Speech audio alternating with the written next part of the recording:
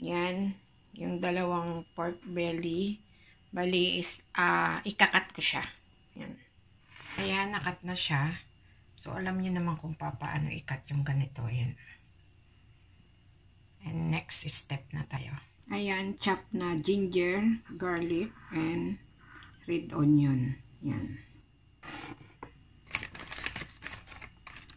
Ito naman, brown sugar. Yan. Ay, soy sauce.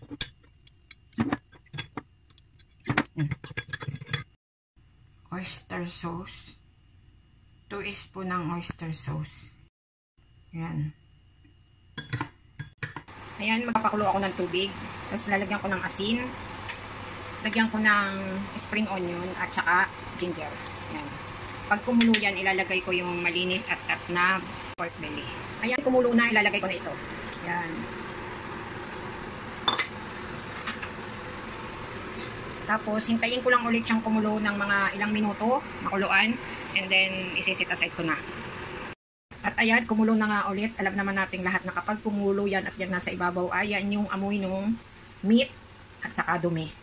So, hintay ko lang mga 2 minutes more, then isi-separate ko na siya. Sisipin ko na, kaya ako na ito. Nabalas ko pa ako ng tupay naman ng buong paminta at saka asin. Ang aking ginawa lang ay wala akong buong paminta, nilagyan ko lang ng luya at spring onion. Or pwede naman lahat na ilagay mo. So, pero ang pinaka-importante ay asin. Yan, isi-separate. Ayan, pagkatapos ko lang hugasan ko siya ng tubig. Hugasan ko. Ayan, nahugasan ko na yan. Pagkatapos nga pala, idadry ko siya ng kitchen tissue. Ayan. Tapos ipapry ko.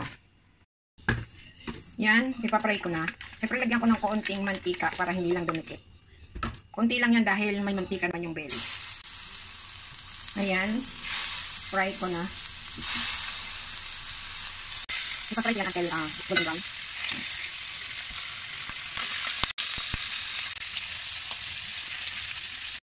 Ayan, both side is brown na. Lalagyan ko ng minced garlic, minced ginger, and minced. Ayan, pagkalagay ko nga nung ginger, garlic, and onion, hahaluin ko yan.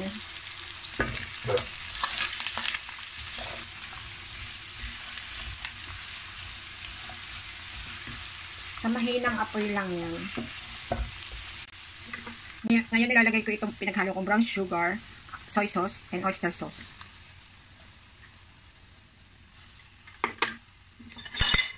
Then, halo lang.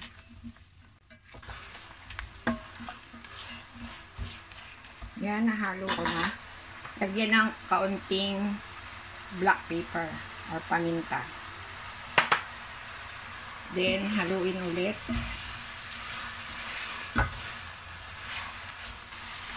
Lalagyan ko ng kaunting dark soy sauce para sa kulay na din. Lagyan ng star anise.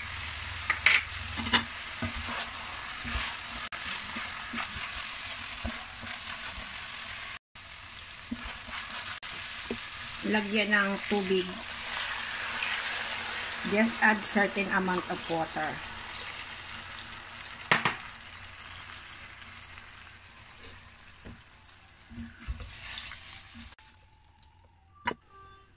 Ayan, takpan.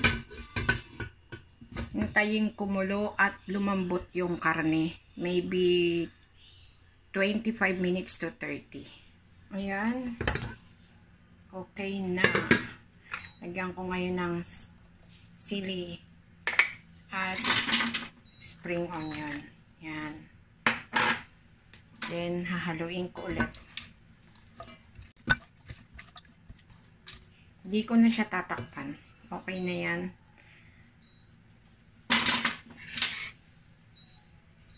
Sukin ko na. Yan. Malambot na, natutusok na ng tinidor. Yan.